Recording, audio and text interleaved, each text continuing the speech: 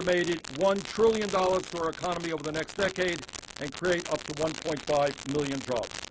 Let me just conclude by giving you a tale of two crises.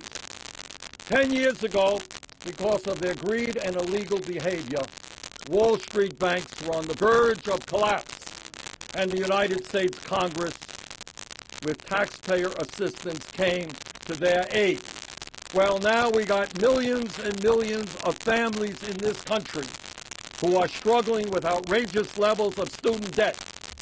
And maybe instead of just worrying about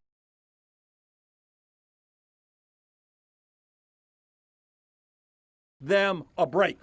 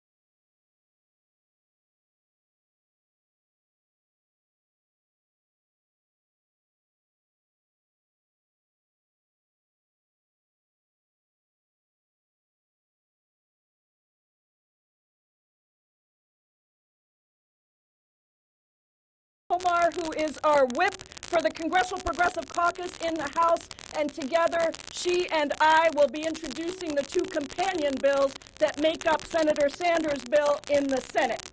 None of this would be possible without the incredible organizing across the country.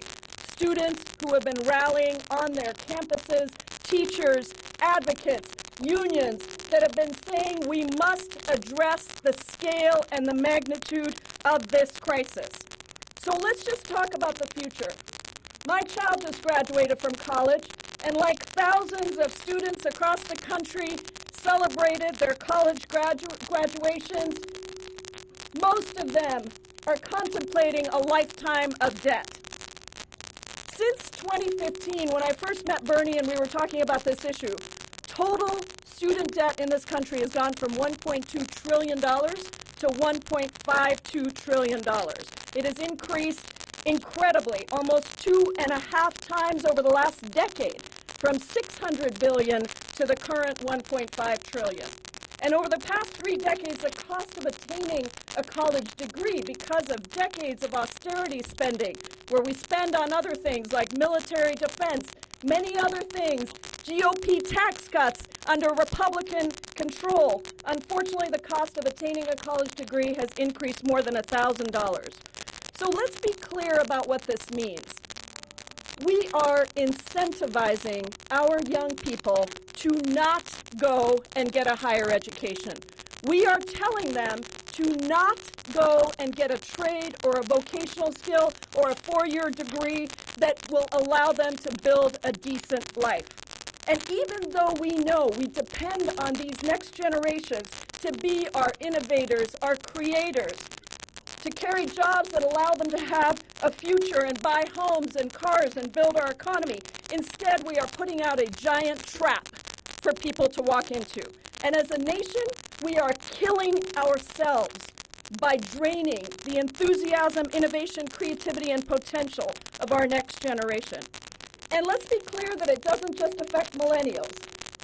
The fastest growing group of people with student debt in this country is grandparents, people over 60. People in their 30s have the most percentage of the student debt held. And of course, our millennials are looking at a future that does not have hope. 60% of white students across our country have student debt burdens, students of color even more. 87% of black students have to borrow to attend a 4-year college. And African American women who graduate with a college degree are paying about 111% of their first year salary in student loans. So anyone thinking about going to college today has to be asking these questions. They've got to be looking at the trade-offs and saying, do I go and get a higher education, which I know I need, by the way, in order to get a job that is going to sustain me and my family? But if I do, I know I'm coming out with mountains of debt. Or do I forego that training and skills and just hope that somehow I can find a job that allows me to build for the future? My constituents, all of our constituents, have been writing us with their horror stories, which, by the way, are confirmed by the Federal Reserve, which says that people are putting off buying homes and cars and even getting married or having kids because they can't afford it. And just yesterday, I was out buying something, and the person who was helping me told me that she has $60,000 in student loan debts. And she said, but don't tell my story alone, tell my sister's story. Her sister struggled with addiction. And so in her second year of college, after 2 years, she dropped out so she could take care of herself, get herself clean, which she did. She came back, she worked a full-time job at a minimum wage salary, and she went to college full-time online. She got through all of that, and guess what she's saddled with now? $100,000 in debt. It's unacceptable. And so today, this proposal is a way to address all of that. The college affordability crisis isn't just about tuition, and in this proposal, we make sure that we increase Pell Grant funding, we expand that funding, we triple work study, as Senator Sanders said, and taken together, we will provide debt relief for the 44 million people who have existing debt, and we will free the future. In a federal-state partnership, the House College for All Act completely eliminates tuition and fees at public colleges, community colleges, trade schools, or apprenticeship programs. As the senator said, we continue to invest in HBCUs and minority institutions, in tribal colleges. We make sure we take care of everybody, and in the end, we make sure that we stop profiteering off of student loans. Let's free the generations to come. Let's invest in our future. Let's be bold and revolutionary and create real opportunity. Thank you.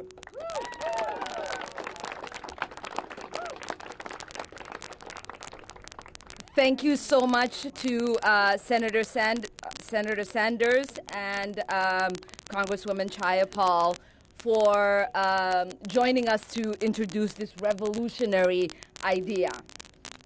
I stand before you on behalf of 45 million Americans, 45 million people who feel they can't purchase their first home, 45 million people who feel like they can't start a family, 45 million people who have dreams of opening up a business or going to public service but are held back by a mountain of debt.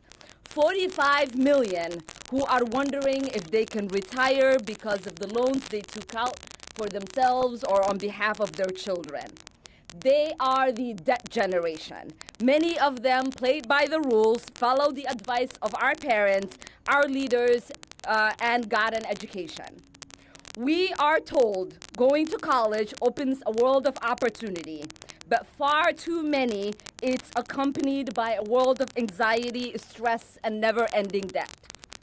We are told by some politicians that this debt is our fault, that if we want to achieve the American dream, we have to lift ourselves up by our bootstraps. Well, we're here today to say student debt is not the result of bad choices or behavior. It is the result of a system that tells students to get an education and go to college in order to have a stable life, but then does not provide the resources to afford that education. It is the result of a two-tiered education system, one for the rich, whose families can afford tens of thousands of dollars for higher education, and another for the poor and the middle class, who have to pay off that education for the rest of their lives. America's collective debt now sits at almost $1.6 trillion.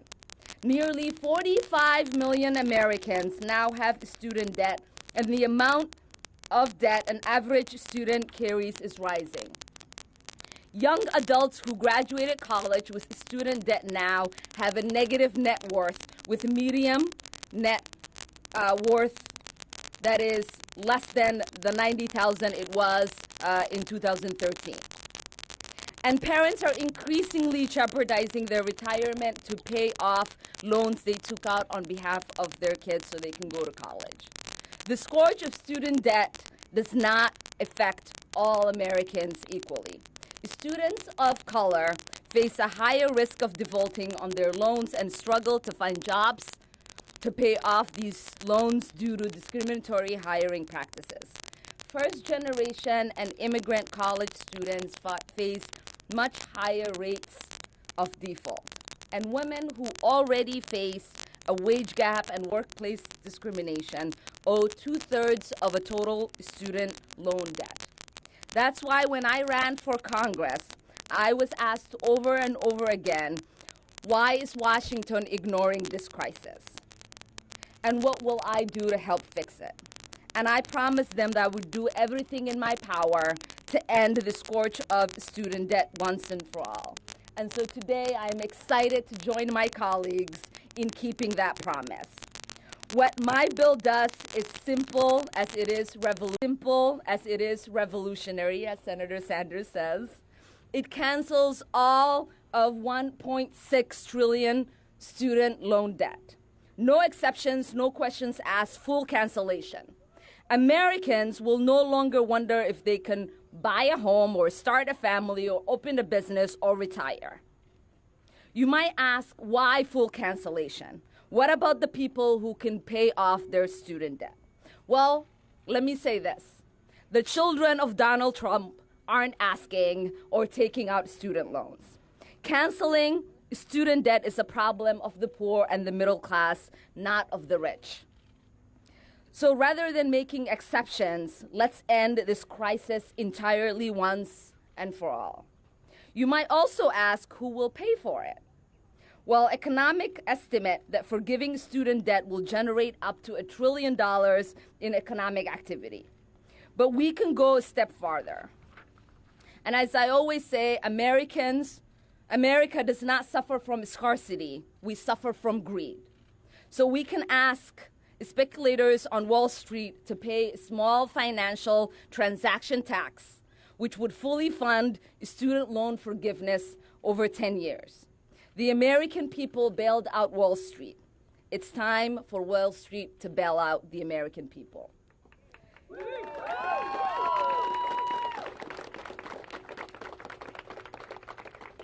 So today is a proud moment.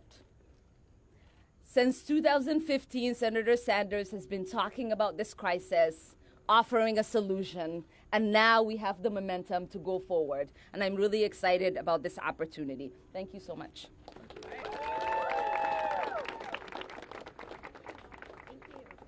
Hi, everyone. I'm so excited here today. What a beautiful day to liberate ourselves from student debt.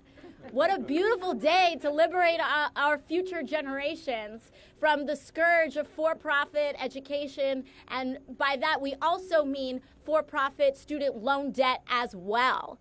This is such an important issue because this is not just about our future generations and our current generations, but this is about our entire economy. We are experiencing a systemic and economy-wide threat to grinding our economy to a halt because families and people in my generation, older and younger, are not buying cars, we're not purchasing homes, we are not building families because of the scepter that student loan debt represents on our generation. It is unjust, and it is a burden that no generation before had to encounter to the scale and the level that ours has.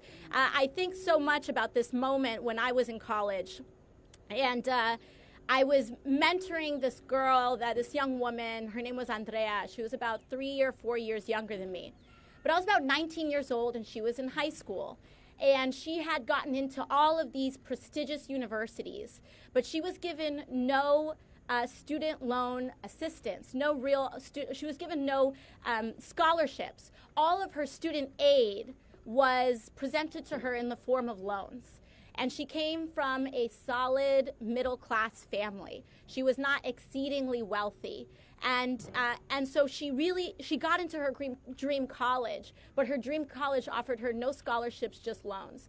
And she truly felt at 16, 17 years old, she felt that the decision of college was so important that she felt that she needed to consider taking on $250,000 worth of debt to go to college.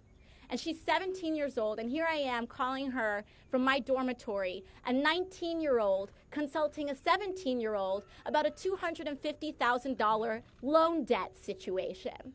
And I think that in and of itself illustrates the absurdity of our education financing system. That alone illustrates it. Because what we tell 17-year-olds all the time is that you are not old enough or responsible enough to drink. You are not old enough or responsible enough to vote. You are not old enough or responsible enough to serve in our military, but you are old enough and responsible enough to take on $250,000 worth of debt. And that is wrong. It is not right. Not only is that what we are telling children now, minors now, but that's what we have told them for decades. And it has resulted in a crisis that we have seen today. Now people are in their 30s and older that have taken on insurmountable amounts of debt because we have sold them an empty bill of goods. And what we need to do is make it right. And that is why we have to both make public colleges tuition free and forgive all student loan debt at the same time. And I will be completely honest, I will disclose my personal stake in this fight because I have student loans too. And I think it's so funny. A year ago, I was waiting tables in a restaurant, and it was literally easier for me to become the youngest woman in American history elected to Congress than it is to pay off my student loan debt. So that should tell you everything about the state of our economy and the state of quality of life for working people. Because in order for me to get a chance to have health care, in order for me to get a chance to pay off my student loans, I had to do something that was nearly impossible. And I don't think that that is the bar through which a person should be able to access education, health care, and a bevy of other things that should be considered human rights. And this bill, and I'm so excited to be introducing this bill with Senator Sanders, Congresswoman Omar, and Congresswoman Jayapal to make sure that we start and embarking on the solutions to these problems. So thank you very much, and thank you all for giving me a moment. Randy Weingarten is the president of one of the great unions in this country, the American Federation of Teachers, 1.7 million members. Randy? Thank you very much. So, AOC was on one of our town halls with our thousands of members that have student debt. I cannot begin to express the gratitude of the American Federation of Teachers and the 1.7 million members and all of their families for this bill. And let me tell you why. Virtually every one of my members is dealing with student debt, whether it is herself or whether it is her family. Every meeting I go to, or virtually every meeting, I ask people if they have student debt still or a member of their family. In fact, on a town hall we just had with 13,000 people last Monday, a retiree of mine said that her Social Security is being garnished because of student debt. Another member, in tears, talked about how she thought she had public service loan forgiveness. She asked that question each day, and she found out 10 years after, when she was supposed to get her loan forgiven, that she was never even registered for the program. Another member of mine has said because she actually paid the wrong amount by 1 penny, she no longer is eligible for public service loan forgiveness. We are seeing the average student loan for a master's degree in education has jumped 82% between 2002 and 2012. 82%. And the portion of students taking loans have grown from 41 to 67% over that period. And as Representative Omar and Senator Sanders said, I think Representative Jayapal and AOC said it too, as Wall Street was getting their bailout, we now have 41 states in this country that spend less on public education than they did before the recession. So we have a crisis here of immense proportion that we are pauperizing the future generation. And that is why I stand here proudly to do anything our union can do to get this bill passed. Thank you, Randy. Now I'd like to introduce Pamela Hunt, who is the mother of four. Pamela? All right, Pamela. Hello, my name is Pam Hunt. I have $212,000 of student debt, $51,000 of which is interest alone. I stand before you as a person who pursued a higher degree and was made worse off because of it. I am a proud single parent, and like so many parents, I have worked hard to make sure that my children have the best lives that they can have. I came to Washington, D.C. in 2015 as one of the first student debt strikers in U.S. history. We organized for years, and as a result, some debtors won relief, although I haven't. Over the last 4.5 years, I have struggled financially due to my student debt burden. I lost my home and nearly lost my life in a fight against cancer. But you know what I haven't lost? These illegitimate and immoral student loans that are still haunting me. You know what else I also haven't lost? I haven't lost myself or my desire to fight. I am here to fight, no matter how long it takes, for full debt cancellation and an education system that treats us with dignity and as equals. An education system that's worth fighting for. Right now, many people are not paying back their student loans because they cannot afford to. I've heard that we can't afford to let people go to school for free, but from where I stand, we can't afford not to. I have 3 daughters who, within the past 4 years, have graduated from college with Bachelor of Science degrees. Each is starting life with $50,000 plus in student loan debt. None of them are employed in their field of study, and all of them are on income-based repayment because their income doesn't afford them the ability to make monthly payments. That's just my 3 daughters, 3 stories among countless others. Partial debt forgiveness won't cut it.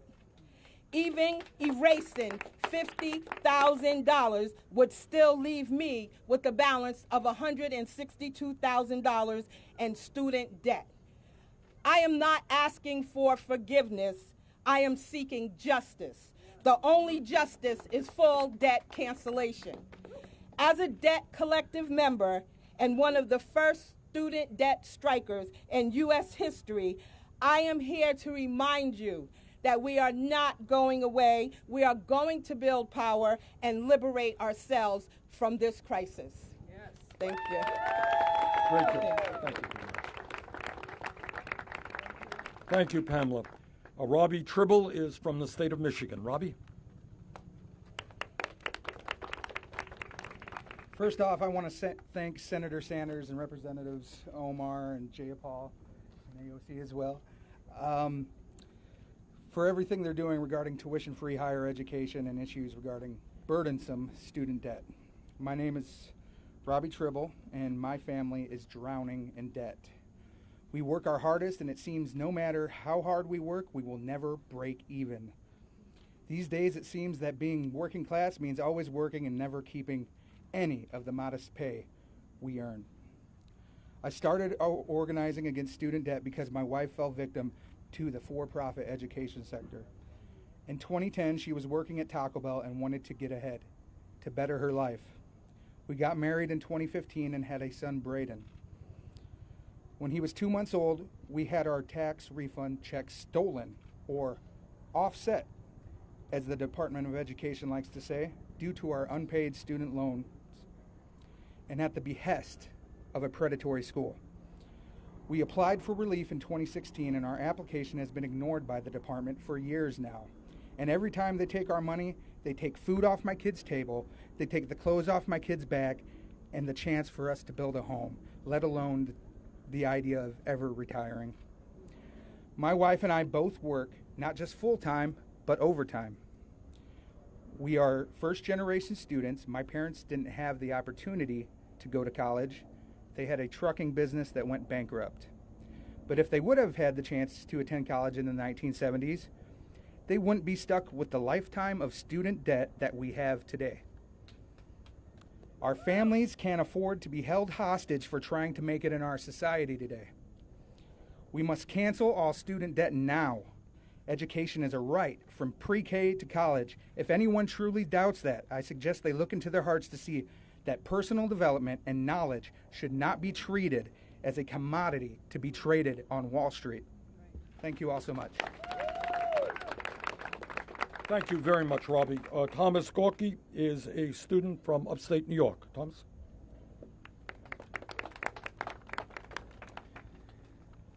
What debts do we really owe to each other? Which debts are moral and should be paid, and which debts are immoral and should be refused? When people get sick, we owe them health care. If they're homeless, they deserve shelter. If somebody wants to learn, they should be able to go to school. These are moral obligations that we are currently defaulting on in our society, and we should start paying them. And we can afford to pay them if we refuse to pay the unjust debt that the 1% impose on us. I want to thank our privatized debt for education system has got to go. I want to thank Representatives Omar and Jayapal and Senator Sanders for this important step that they are taking here today. This legislation establishes free education and a jubilee for all student debt. But we know that they can't make this a reality on their own. It's going to have to be up to all of us. No big change like this ever happens without mass mobilization, without ordinary people getting organized to take direct action and engage in civil disobedience. My student debt is the first thing that I think about when I wake up in the morning and the last thing I think about when I fall asleep. It controls every decision I ever make. Like many others, I often feel overwhelmed, but I also know that if we band together, our debts can make us powerful. In 2015, the Debt Collective organized the first ever student debt strike to force the Obama administration to start discharging student loans from fraudulent for-profit universities. We've won over $1 billion of debt relief. But to set our sights on canceling all $1.6 trillion of student debt, it's going to take an even bigger movement and an even bigger debt strike. So let's get ready. This is our message to the 1%, to Betsy DeVos, to Navient, to Nelnet, to FedLoan and ECMC. We owe you nothing. To our friends, our families, our communities, to humanity and the natural world which makes our lives possible, we owe you everything. So let's get organized. Let's join the Debt Collective and get ready to throw down, because we need to fight for the world that we want to live in. We have a lot of work to do, and it's going to be a lot of fun. I want to thank, again, Representatives Omar and Jayapal and Senator Sanders. Seriously, we are in your debt. Thank you. Okay, we have time for a few questions on this issue, just on this issue. What's your legislation? Oh, excuse me. Excuse me. Yes. Senator Sanders, Senator Warren has also released a student debt plan different than yours. Do you hope that the release of your plan... See, no, that's not what we're here to talk about is this legislation. Any questions on that? Yes, sir, back there. For a debate, Senator Sanders? Calm down. Yeah. What would you say to the millions of Americans that will help people that don't necessarily need the help, that are a wealthy group of people that can pay off their student loans? The overwhelming majority of the people who are going to benefit from this legislation are working class people. And I would say to older people, please remember that when you went to college in America, it was often tuition free, and you had Pell Grants that covered 70, 80% of your expenses. That is not the case today. As you have heard, we have a generation of people who are drowning in debt, can't get married, can't have kids, can't buy their own home. And what I will also tell you, and here is a prediction, that the major opponents of this legislation, mark my words, will be exactly the same people who told us how important it was to bail out Wall Street. And if you could bail out Wall Street, we could bail out the middle class of this country. Yes, ma'am. As a follow-up to that, though, why not have some kind of a limit on income levels so that to prevent that situation where someone who is... Because I'll tell you why. Because I happen, and I think I speak for everybody up here, believe in universality. And that means that if Donald Trump wants to send his grandchildren to a public school, he has the right to do that. We have public schools in which, in fact, very wealthy kids do attend. Now, our response to making sure that this does not benefit the wealthy is in other areas where we are going to demand that the wealthy and large corporations start paying their fair share of taxes. But we are saying today is public colleges and universities should be tuition-free and debt-free for all Americans. All Americans are entitled to Social Security, entitled to Medicare, entitled to education as a right. Okay, thank you all very much.